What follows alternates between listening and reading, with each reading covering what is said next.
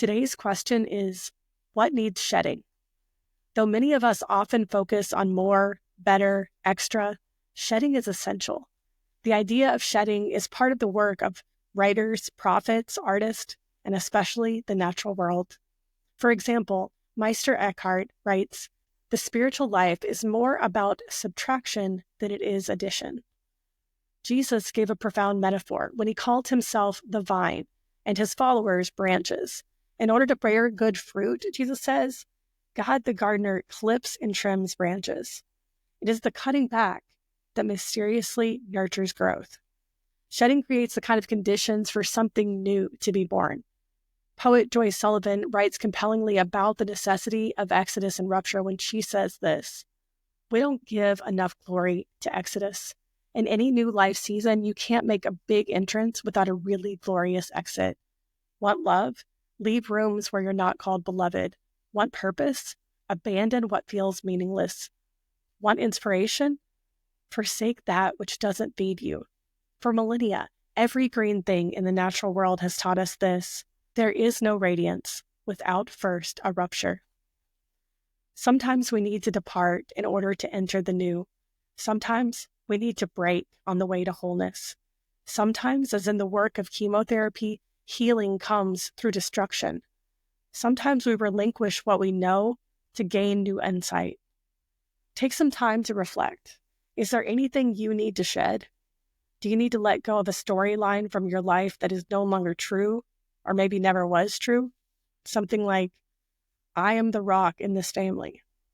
I'm the wild one. I always know what to say. I'm the achiever. I'm a mess. I'm the comforter. I can fix anything. I always say yes. I'm the victim. I'm the fighter. Sometimes particular storylines simply fade over time. They aren't us anymore. Sometimes they never were us. Perhaps they seemed noble, or we never questioned them when somebody else said, "This is who you are. This is what you should be or what you should do." We took on these storylines out of obligation or because we thought we had no choice. So we live out someone else's version of our life story. As we go through life, sometimes we need to edit storylines from our story so that we can live with more integrity and authenticity. Do you need to forgive someone else or forgive yourself? Do you need to shed a relationship or a pattern? Or perhaps you need to let go of something that is just no longer good for you.